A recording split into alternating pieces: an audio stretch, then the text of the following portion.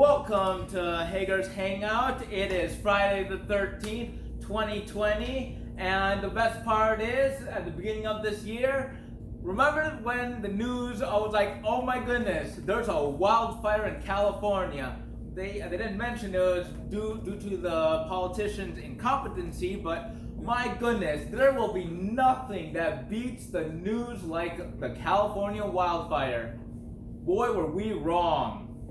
I don't know if any of you have been watching the news, but around January or February, there was something called Corona that hit good old our friends in Asia, right?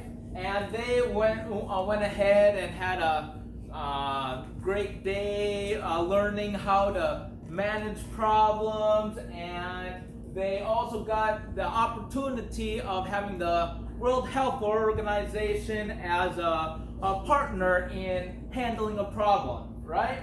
Well, luckily, they got it under wraps, and we're all good now, right? Well, we now have social distancing. Thanks, China.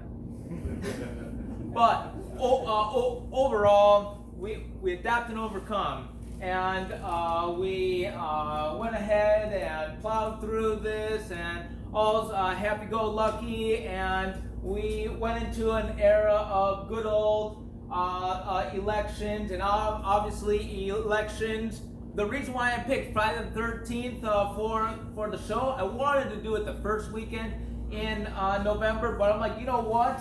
I'm going to let the election settle down and divert my jokes and create them to whomever is in the White House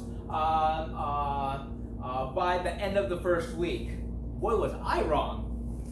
Well, I went ahead and decided, all right, maybe it should be Thanksgiving Day. The day after Thanksgiving, but then you have Black Friday, and people are going to be rushing to the stores and trying to get 50 cents off their new iPads, right? But this year, our beloved leaders in Senate and Congress decided, you know what? 2020, we haven't depressed the country enough. We are going to cancel both Thanksgiving and Christmas. And people are like, how do you cancel both Thanksgiving and Christmas? Simple. You follow the guidance of our politicians. Our politicians have the beautiful idea of, why don't we go ahead and say, well, you can't see your family, you can't leave your house, and you can't really go out to eat. But enjoy the holiday. Since, let's be honest, what's more bigoted according to media than the word Christmas? It's got to be national holiday, or, well, actually it's holiday less this year, right? So good luck even getting away with saying happy holidays. Soon the old saying will be, hey you, but well, that might be censored too, since that obviously means you're less than a mile within the next person. But hey, when we talk good old things, one person came to me and said, hey, shout out to our pooch. And I'm like, all right, cool. Stuart Little and all the people who make you a nice, beautiful home. Shout out. Well, unfortunately, Stuart Little has had some Christmas and Thanksgiving gifts, like peanut butter, glue traps, and a whole bunch of other things. Well, I hope he at least eats well, and hopefully with his whole family. Stuart Little is a mouse, just so you know. Well, unfortunately, people are like, now Hager, why are you so weird? I don't get it. You should be a die-hard Democrat. Why? Well, you're a foreigner.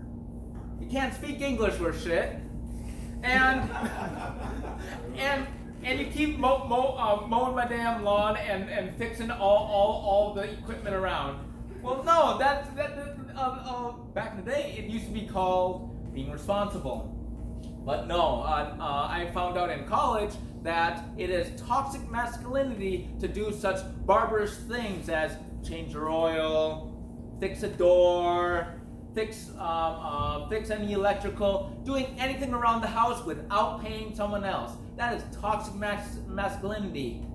Thanks, university. I will never graduate. Well, so I asked myself, why am I the way I am? Well, let me tell you both the history of myself and possibly the future of some countries. Well, as some of you might know, some of you may not, I was born in a communist country. Oh, wait. There's no such thing as a communist country since they've never reached the true communism. Well, fine. I lived in a wannabe communist country called Romania with a beloved leader called Ceausescu. He was so beloved, they wanted to prop him up at the end of his regime. I mean, service to the community. He would have preferred not hanging by the neck, but shit happens. All right, so people ask me, why am I the way I am? Well, let me think. When I had a mom in Romania, she did what every good communist needs to do, right? Since you're the property of the state, and under a communist regime, if you're a property of the state, anything you produce is government property, right? Well, if it's government property, you might get a reward for doing simple things. So what you do is you go ahead and you pop out a kid. Hey, that's a nice good old grant, right? But here's the thing. A lot of people might be saying, wait, if I'm getting a few thousand bucks for a kid, kids are more expensive than that. I get a reward for having a kid and a reward for giving it to the state. Double dipping. We can do this every 9 months. I joke, but I have many brothers, and none of them to the same father. Oh wait, what does Ted do in California? I don't know. I'm some dirty foreigner, right? So, what comes next? I'm given over to the state of Romania, and then I get to explore their beautiful housing conditions, right? Well, let me tell you about the efficiency of communism. I promise you, sometimes they're more eco-loving than us capitalist countries. For example, in a normal household in those dirty capitalist countries, you have like running water, heat, electricity. Every kid gets a room. The parents get a room. You have a living room and all of this stuff. Well, in Romania, they are smart, right? Step 1, beg the Americans for lots of baby clothes. Since, hey, you're not helping out the government, you're helping out children, right? All right, cool. That's understandable. So Romania gets a whole bunch of clothes from like Britain and America, and I think that's the end of civilized countries right now. And then they're like, all right, so we have all these clothes. So every child gets 4 layers of clothes because, well, we have to stop global warming, right? So what are you going to do? You're going to go ahead and not heat the orphanages. But how do you prevent frostbite from like fingers and nose and toes? How simple. 10 babies to a crib, and you stack them up, and eventually they'll find a way to not freeze to death, especially during an Eastern European winter. But isn't that a little risky? That's fine. We have baby makers. We're paying them. We will find replacements. We can accept at least what, 10% casualty rate annually. That's okay. All right. So obviously communism has global warming figured out there. So now let's talk food. Oh, nothing beats the budget of a socialist good old diet. Since how many fat socialists do you see outside of the government? Of course, right? Well, when you are a baby, you don't need such luxuries such as vitamins and nutrients and stuff like that.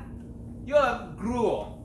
What is gruel? Well, what do? You take a little bit of grain, you mash it up to nothing, a little bit of oats, mash that up to nothing, you go ahead and put some water in there, but wait, we need to have these kids survive the winter. All right, let's go to the butcher and get a bunch of fat, like cow fat or pig's fat or any type of fat, and we boil it, until it's a liquid, right?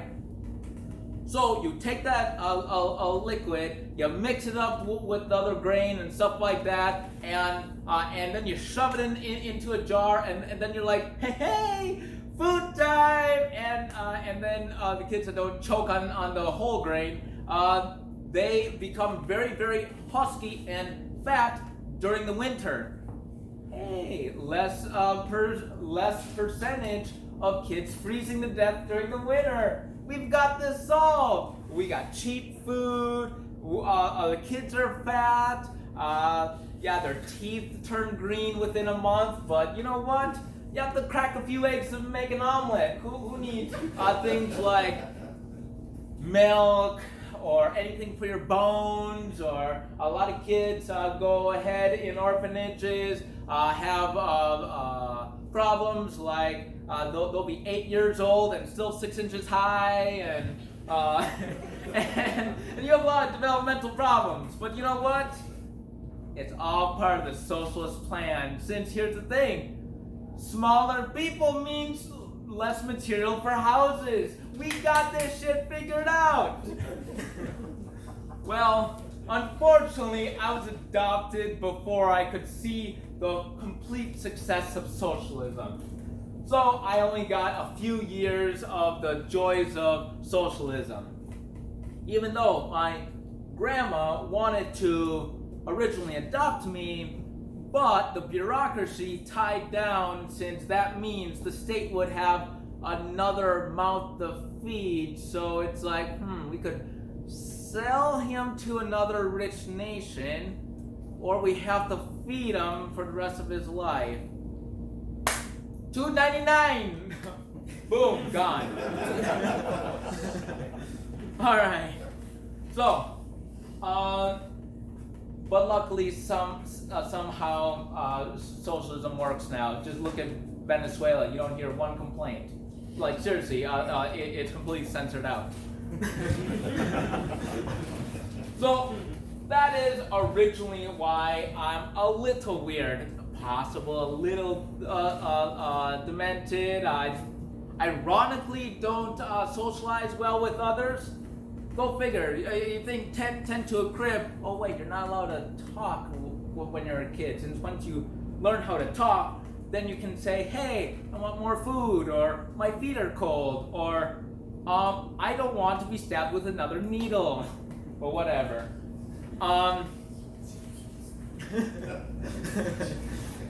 That's another story. Since, let's be honest, socialists in Romania were like, you know what? Nazi Germany had a really good idea. We need a pure Romanian race. So what we do is take Ceausescu, our beloved leader without error. Why don't we take some of his blood and give it to absolutely everyone in the country? What could possibly be wrong there? He had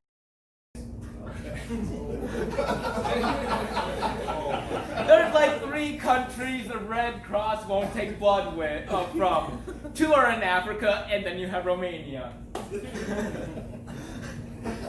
Trust me, not even vampires live in Romania anymore.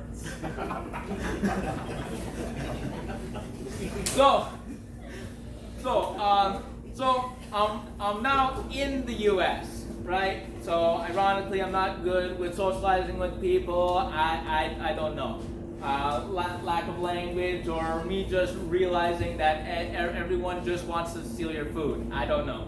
But I had a few teachers that basically said, hey, I think you are very, very stupid. But we can't say it. We have to be politically correct. We're going to put you in the group that can't do anything besides like link windows and stuff. And I'm not talking about the army. I'm not there yet.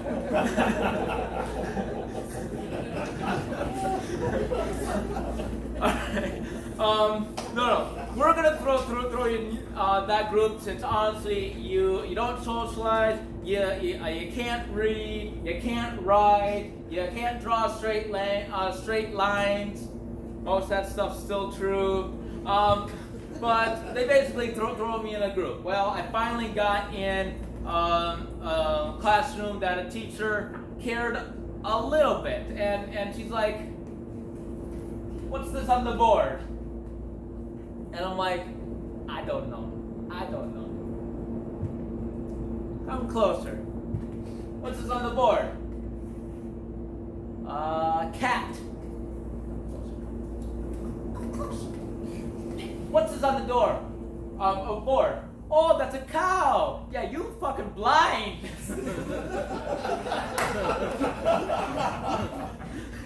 So then I got glasses, and then all of a sudden I learned how to read, I learned how to write, sort of.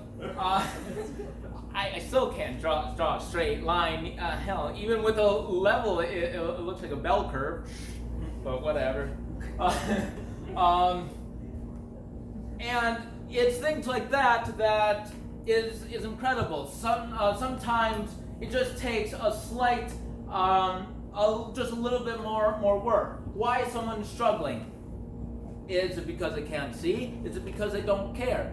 Is it because their brain can't work with numbers very well? Is it because they are blinded to one area, or they haven't had hands-on, or as we've learned in the military, back in the day, there's many different learning types. You have the visual, the audio, the hands-on, tactile, blah blah blah. I can't remember all the categories, because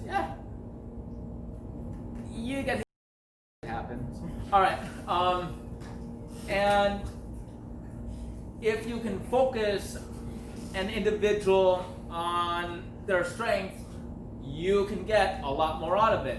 And that's one opportunity that this country has. For example, in the Soviet Union, you are the government property. Let's just say they have these mass classrooms, and they see a little a toddler jumping around and doing cartwheels, and they're like, you know what? I think you're gonna be a gymnast. But I'm like 6 years old. Exactly. You are gonna be a gymnast. All right, cool. You send them to the gymnast school. They do some awesome stuff, and then you recognize that some of them can't read or write their name by the time they go to the Olympics. Why? Because they are like, all right, you are gonna be this.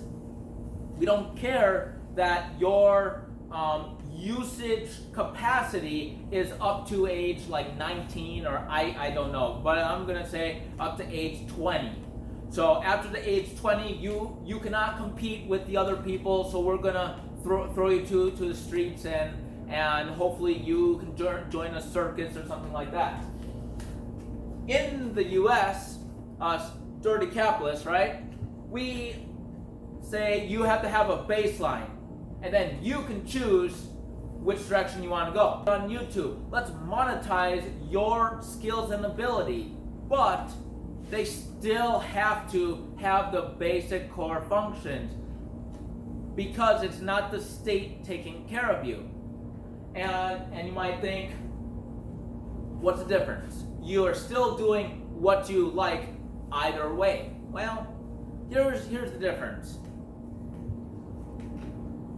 In a socialist country where they have free college. Who doesn't want free college? All right? Cool. Well, in a socialist country, you have to take a test. Oh, sweet, you've got an A in science. Well, we don't really need scientists right now, so you're going to be an engineer. I don't want to be an engineer. Hey, it's free college. You're going to be an engineer. You don't have a choice. So if you test well, they place you. If you don't test well, you don't have free college. It's just that simple. And people think, well, in a capitalist state, we'll get that fixed. We can have free college, and you can choose whatever major you want. Social studies, feminist theory, or astrophysics. Where's the market in feminist theory? Probably, oh wait, there's got to be some market since Kathleen Kennedy got a job. Star Wars manager. Well, destroyer. Star Wars destroyer. She's worse than the Death Star. At least that's workable. But everything in this country, you can go ahead and be self-driven if you can. If you're not capable of being self-driven, that's okay. You have many government jobs. If you're really bad at numbers, you have like DMV or DNR. If you're really good at hunting, you can be forestry service. If you're really good at finding people you like and throwing them into prison, you can be like Joe Biden and go into politics. It's basically, if you want to be successful and you're not good at something, you have the option of going government. So there's always that loophole, but some people don't see it like that. So they try and say, you know what? We need something called a Green New Deal. Well, we're going to copy FDR in his vast projects and change it up a little bit. FDR made it where you have Hoover Dam and Forestry Service, and make it where we take people who want to work and we throw them at the most dangerous jobs until the job gets done. Sounds like a socialist. Who knows? But this new Green New Deal is like the new perestroika, or translation is forced progress.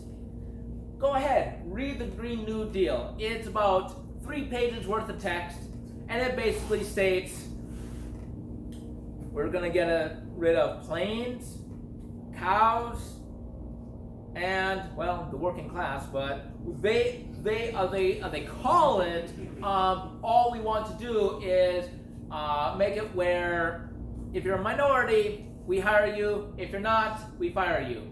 So and it's funny, those characteristics can change. Back in the day, 2016, they called people from Cuba and South America. They always considered them a minority.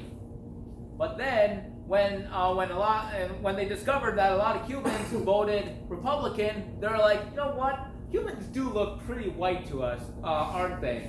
So now And now they don't fall under the same tax of benefits or grants for college or stuff like that.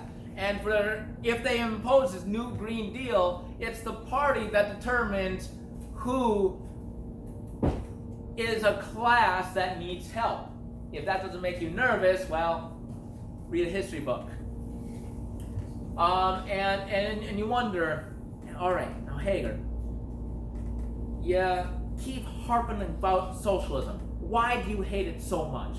America's so rich, they can go ahead and make it work somehow. Somehow. I don't know how. That's the politician's job. Yeah, thank you. Well, the reason is, you look at history and you can look at the future. For example, Joseph Stalin, also known as the forerunner of your local university, he basically stated, people who vote, it don't matter. But people who count the votes, now there's a proposition for potential.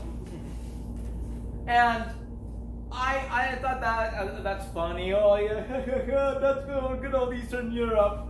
Oh fuck, look at this election. And it's true. Look at Detroit. It's like, hey, look, we're losing.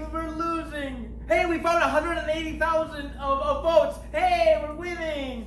That's not fishy. Wait, how many went to the other party? None. Where did you go to? Every cemetery on the coast? How do you come up with 180,000 votes in literally 15 minutes? I don't know. Maybe they found a button that says "I win." I don't know. It's probably something sponsored by Beijing. Who knows? Well, let's talk about history again. When you had the Soviet Union trying to go ahead and take over a country such as Georgia or Afghanistan or stuff like that, you have a multi-stage progression. Step 1, cluster people in cities, nice densely packed, to where everything is reliant on, I guess, Uncle Stalin, since we're on the story's not the U.S. So then you have people who's all clustered together, reliant on you, but wait, you need them to vote your politicians in. Well, there's 2 ways of fixing this problem. First, you need to throw half the population into Siberia. Second, you take half of Moscow's population and throw it in the country that you need votes in. Almost like what California tried in Georgia. Probably no comparison. And then what you do is you restrict and constrain all of their traditions, and you throw it out the door. For example, in Afghanistan, they are like, hey, women should be allowed to vote. I'm not saying they shouldn't, but in Afghanistan, this is a little weird. Okay? So, women should be allowed to vote. Women should go to school, get educated by the finest Soviets in town. The ones that don't get beheaded by the terrorists, but whatever. Finest Soviets in town. And what do the Soviets teach? All men are bad. Wait, isn't that what we're learning in Yale? Who knows? No comparison. Then they go ahead and say, all right, you know what? You're a female. Though we are in a new Afghanistan, we are looking at progress, and we need to break that old a tradition of house bearing and getting married and having kids and doing all that. So what are we going to do? We're going to encourage you to have kids and give them the orphanages outside your country. Then, when we go ahead and make it where you don't really need to marry. If you're a female and you have a job, you don't need a family. You don't have time. After all, you have to walk probably 30 miles to get to work and 30 miles to get home. You have to work all day in the factory, and since Russia was very, very freedom of religion, well, unfortunately, you don't really have time for that either, especially on any day that ends with a Y.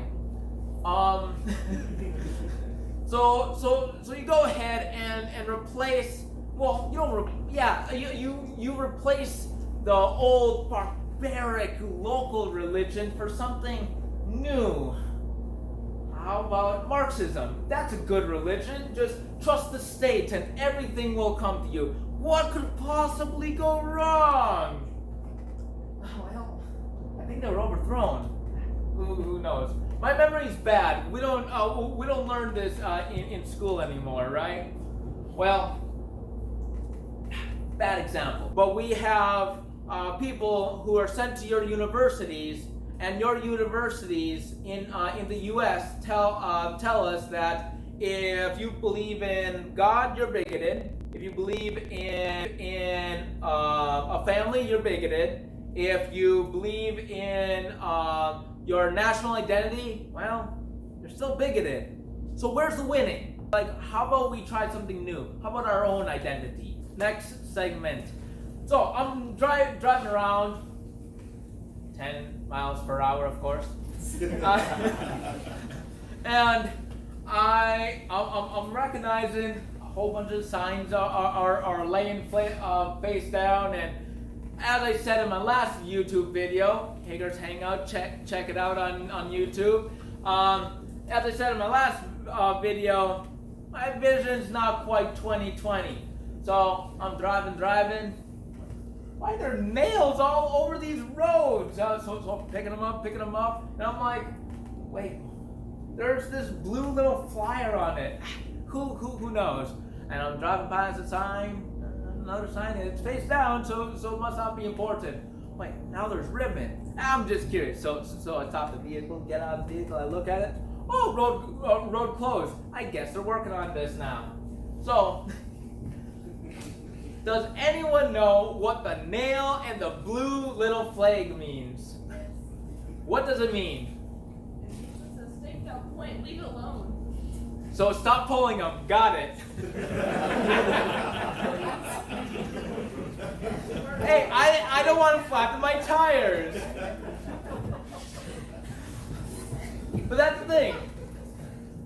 I work in one job and I don't see absolutely everything. Oh, by the way, the stereotype for this area is correct.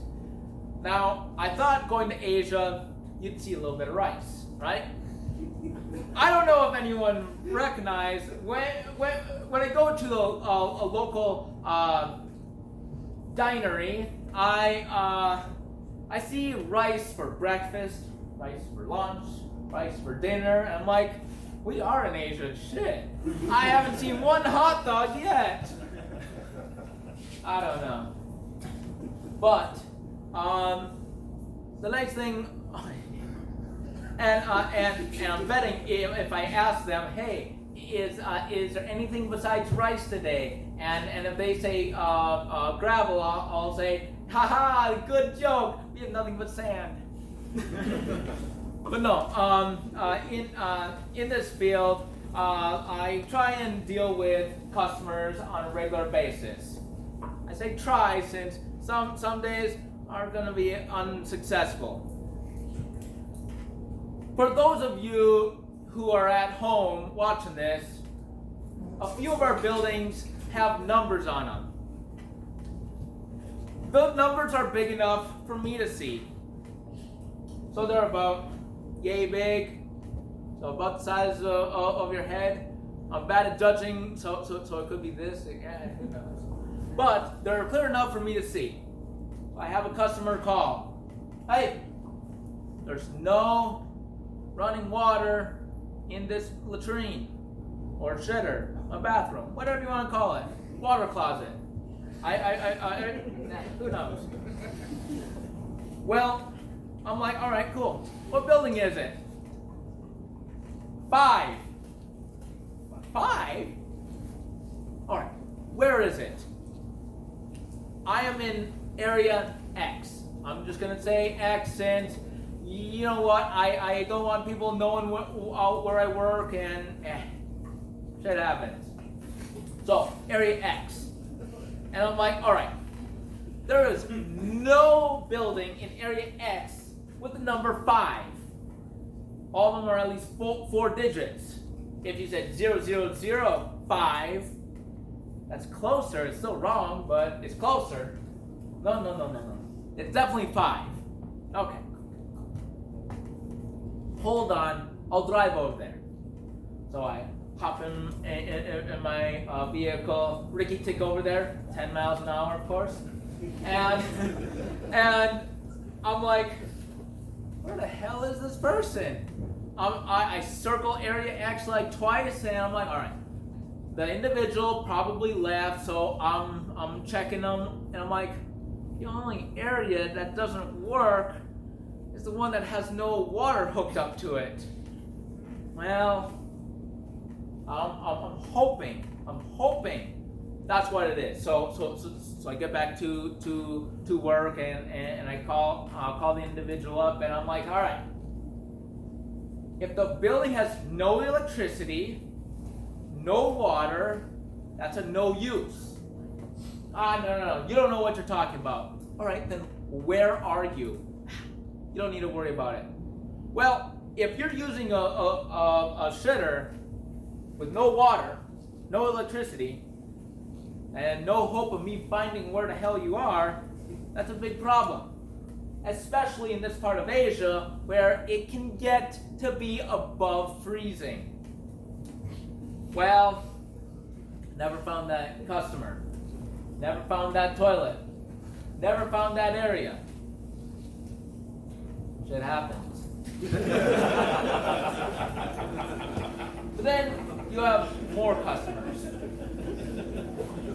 Anyone here remember the Olympics in Greece? They thought, we're good to go. We poured millions of dollars in our infrastructure, and we have beautiful stadiums, and Athens is the birthplace of the Olympics, and it's going to be great. It's going to be grand. It's going to be amazing. But wait, the Americans came with their toilet paper, their baby wipes, their stuff. Problem is, I'm sure half the plumbing in Greece at the time was from like World War II. Those pipes were like 1/4 inch. I don't know exactly how big they were. They were probably bigger than 1/4 inch, but everything got jammed. Everything got backed up. And when you have everything backed up, it shut this city down. I don't know if anyone remember the Olympics of back then, but they went from doing very, very good to very, very shitty to very, very bankrupt in just a few years, and that's just because good old baby wipes. See, the Americans have different standards, and people need to realize that we ain't on American soil anymore. So stop soiling the toilet and get it straight. Next story. Actually, by the sounds of it, the whole country has decided who won the election. When I say the whole country, I mean CNN and BBC and sadly Fox News. And people are like, wait, Fox News? That's the one news source that I used to count on. And now they are saying that all of the votes have been counted. Well, all the ones of living people have been counted, and the election is solved. And then they wonder why their viewers started to plummet. And people are like, why is that? Well, a few years ago, you have people saying there's a debate between vaccinations and people who are against vaccination. There used to be a debate, and thanks to the media pushing this debate, more and more people became anti-vaxxers. Thanks, media. We trust you. And then all of a sudden, the same media that said, if you're not for vaccinations, this was during the swine flu era, for context for those of you at home, if you're anti-vaxxer, you shouldn't be allowed to be around anyone. You shouldn't be allowed to do jack diddly squat. You shouldn't have your kids at school. You shouldn't be in public. You should be pretty much arrested on sight until you get your vaccinations.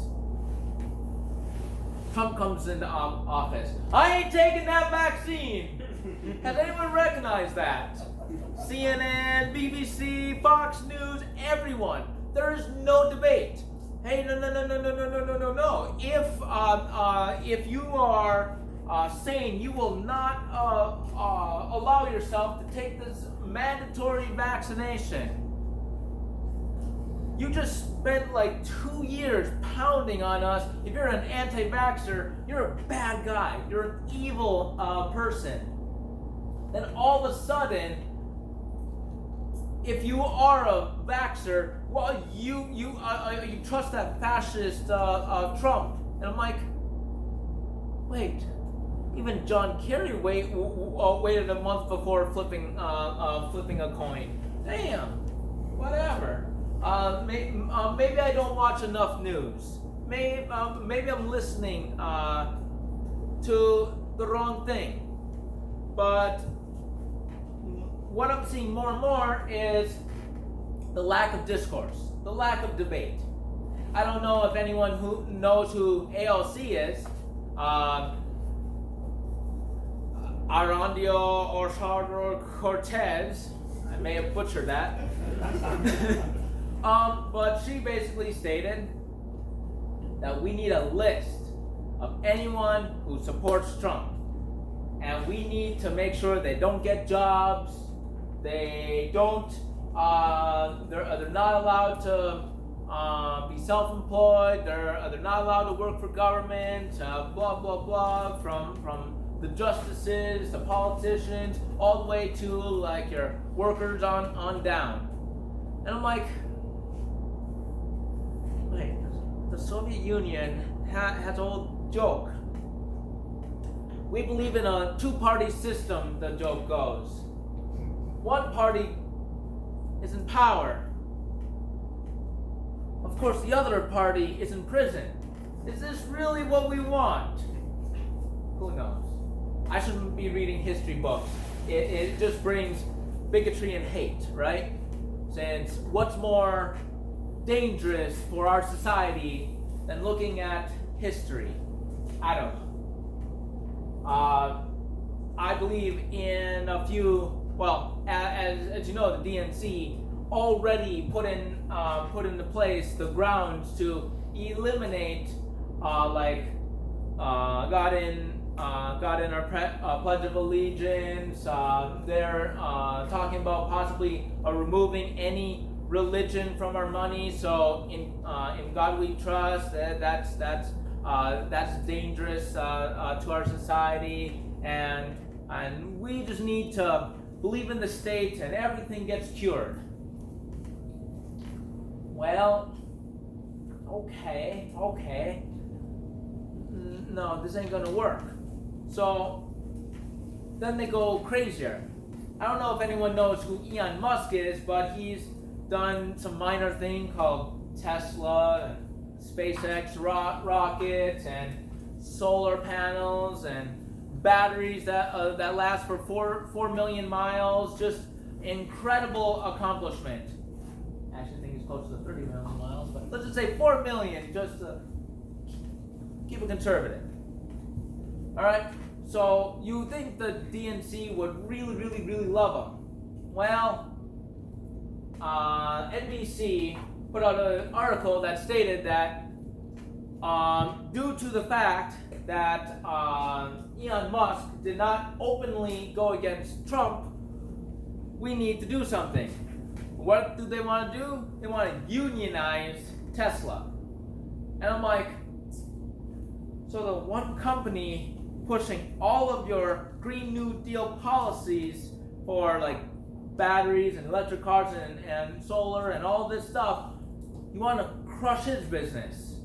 Oh, right. I've seen this in Venezuela. I've seen this in almost every socialist country. Why would it not happen here?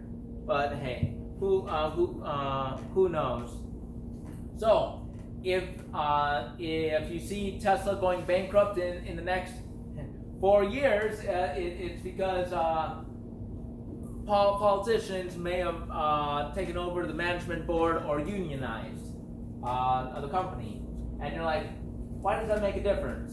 Well, I have my dream car, the Tesla truck. And they're like, why do you want a Tesla truck? Simple. 500-mile range. That's not bad. Hauls 14,000 pounds. That's not too shabby.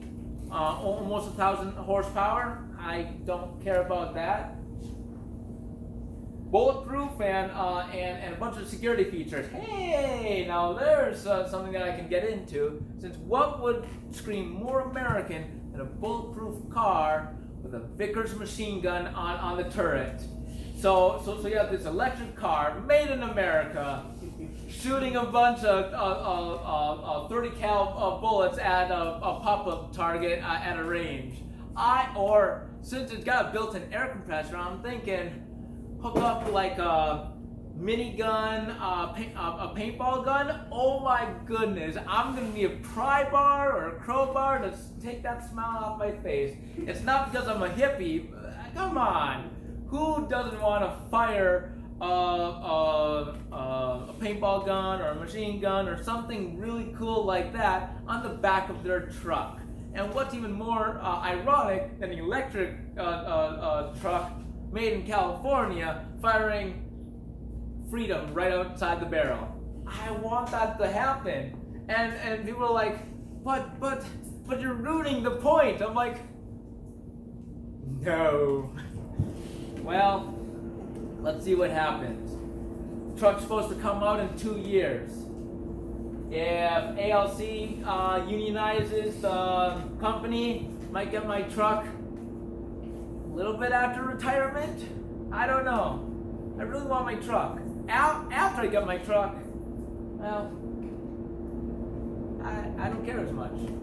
But I want my truck. What's more American than the American flag, 50 cap? Oh yeah, why not go bigger, right? Good old days, or hopefully. So people are like, all right. So you want an electric car? You realize it's very expensive.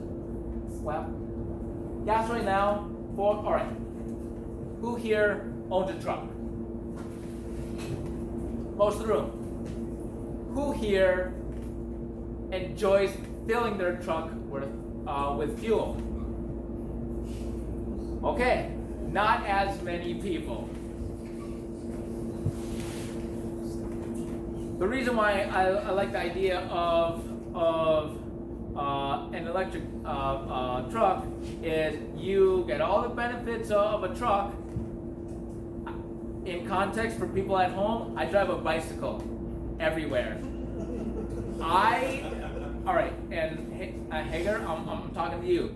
Throw in a picture of me hauling a desk about this size on my bicycle, biking it home from a corner garage sale. Throw that picture in. I'm counting on you. All right.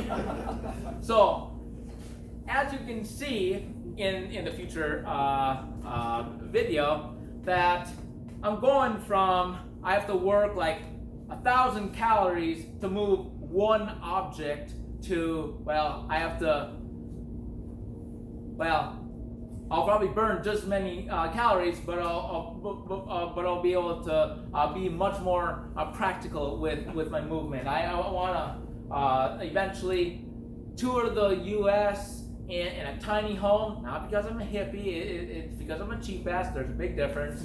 And I want to go to all the state parks and all the national parks, and that's the benefit of having a vet pass. I throw that vet sticker on my windshield, and it's free nationwide. I'm like, yes, just my price range. And then all I have to do is worry about food and maybe flat tire. I don't know. But that's my plan for a retirement and a little bit before a retirement. And currently, I live at a location where, let's just say, electric is included. So while some people have the joys of filling up their diesel or gas trucks and currently with Trump in office and gas being $1.20 a gallon, it's not so bad. We'll wait until it's back up to $5 a gallon, $8 a gallon. With inflation, $10 a gallon. It's possible, and I was planning for the long game, and that's my dream vehicle. Oh, might as well throw in a picture of that in my video. Don't forget. All right, but people are like, back in the Army, I used to live by the phrase, you're early, you're on time. If you're on time, you're late. And if you're late, don't bother showing up. I came to this presentation, I looked around, and I'm like, I got 2 people here. I am going to be pretty much talking to a mirror. Well, no, 2 mirrors. I might as well have like a mirror and a window, and I'm like, that's not a lot of people. Maybe I should put 2 mirrors next to each other so I can look at the whole wave of people. Well, luckily, thank you all for showing up. This is far better than before. But that's one thing that I think is missing in our society. The old adage where, damn fly. The old adage where if you're not early, you are late. Don't get me wrong. I'm totally glad you guys showed up, but I was sweating beans and bullets. I'm like, dang, this is starting to look like a Kamala's rally. But hey, now it's starting to look like Biden's rally. Which that's progress. What China and India is looking at. China is looking at the water. India is saying, pause off, that's mine. And China's like, well, what we need to do is build 23 dams before that waterway. Then India has a massive drought, and then they pay us to release the dam. And India is saying, we ain't paying you for shit. Well, that is what's going on right now. China and India are having some conflict, but they want to keep on the down low. How do you keep that on the down low? Well, simple. Read the news. They're fighting with sticks and stones and barbed wire around a baseball bat. I'm like, wait, is this movie The Walking Dead? No. This is real stuff. They're actually fighting over disputed land. And I'm like, wait, has this ever happened before? Oh, snap. China recently has been looking at like the 9-dash line, and they have been expanding like mad into like Tibet and Mongolia and all over the place. And they're getting a little aggressive. And I'm like, if they get any more aggressive, they're going to eventually anger somebody.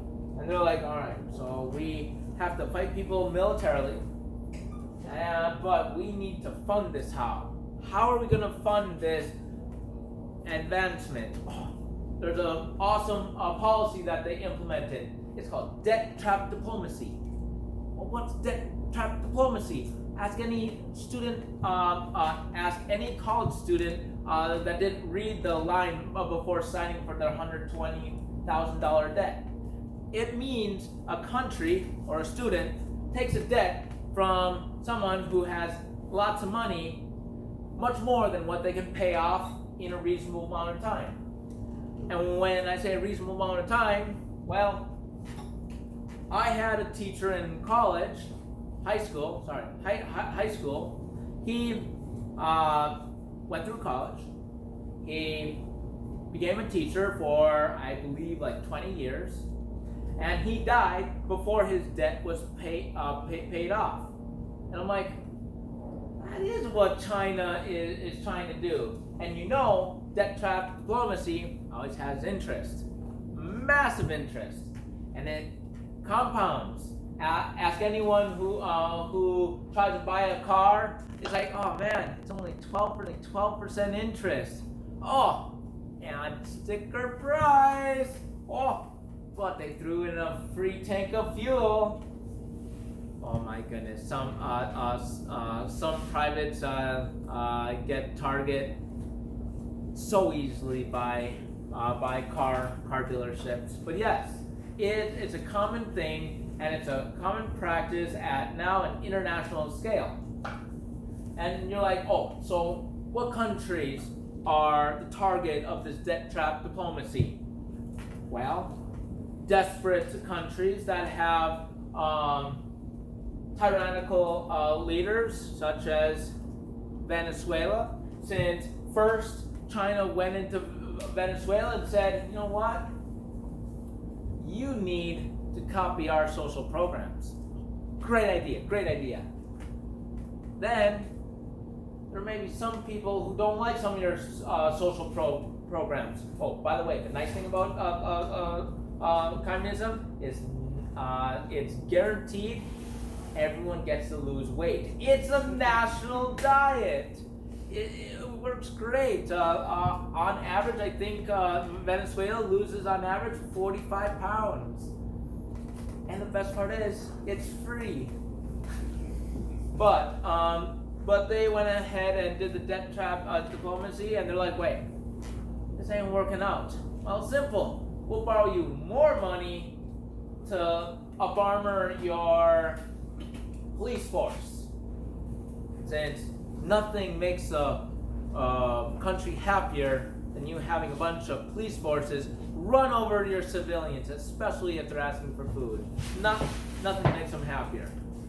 So you hear of Venezuela, you hear of like Chad and other countries that do this, but you don't hear of the fact that Greece did the debt trap diplomacy, and now China is looking at Germany, and you may think, why would Germany, really good with numbers, be entrapped by China? And I'm like, once again, I'm going to do the bigoted work and look at a history book. Okay. Did you know that during good old Clinton, Bill Clinton's time, the way he got us out of debt was he signed a deal with China. I'm like, so if we're brave enough to believe in China, why wouldn't Germany? After all, America has never ever fallen for anything like that before. And Germany's like, you know what? We already have the social programs. We're already censoring people. We're already enslaving people. Look at how Germany treated Romania about a year ago for the corona. It's a real thing. All right. So why not work with China? We're halfway there already. But hey, history is a dangerous thing to look at. When I went to Romania, I got to see the Romanian toilet paper. Just nice and pink square, slightly softer than sandpaper, and trust me, the Romanian toilet paper, you never use more than one square, otherwise, man, you get a callus every single wipe. I promise you. It is textured, it's thicker than newspaper, you just rip it and you're like, this is gonna last me all day, I promise you this. So maybe that's what we need. Instead of softer and more delicate toilet paper, more like Romania. Sandpaper. Sandpaper, that's the solution. You won't need more than one square, I promise you that. But I'm gonna go ahead and finish this. I don't see any sleepers, so thank you very much. Oh, forgot. As I did with last time, let's do 2 questions. Raise your hand. Back there on the couch. Hit me up with a question. I don't have a question. I saw your arm up. No, I didn't. I was just, There it is again. Hit me up. Actually, do you really Where did want- you read your history? Where did you learn all this stuff? Not from college or high school. Yeah, I figured that. I actually used to do something very, very, very, very foolish called I just read old books. And when I say old books, I mean I had a 1919 book that talked about World War I, and it was literally written during World War I. It actually had a draft of the treaty in the back of the book. I read older text, and some of it propaganda. Some of it I do get off historians off of YouTube or audio books. One good site for finding information about China is China Uncensored. It's a really good YouTube video that actually talks about what's happening in China. It talks about the organ harvesting they have. It talks about anyone who has a religion, they persecute them severely. It talks about if you buy human hair that's made in China, most of the time that's from a Uyghur Muslim. So you're literally buying a Muslim slave in China's hair. So think of that the next time you want your locks from a Chinese manufacturer. How many times have you actually been hit by a car? Delete this. That only counts if they hit me and if I'm not in a vehicle. Since if I counted the times I hit others and I was in a vehicle, I can't count that high. I only have 10 fingers.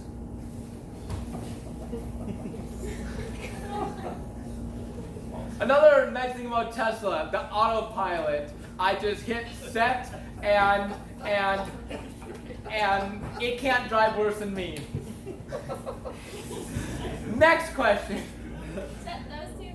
Well, unfortunately, that one I have to delete. So you had a question? Oh yeah, do you really pull the blue toppers? Do I? Do you really pull the blue toppers out of the ground?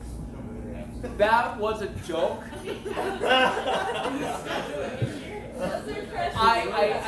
I did find one laying down next to a dumpster, so I picked it up so the civilian couldn't pop his tires. That's the only one that I grabbed, but I have seen them. But I knew enough. I thought it was one of those markers to see if the ground is level or not, but I wasn't sure. So I'm like, you know what? It's outside my jurisdiction. It's not a threat to me. I'll just pretend it's a landmine and only run over a few. Thank you very much. Have a nice day.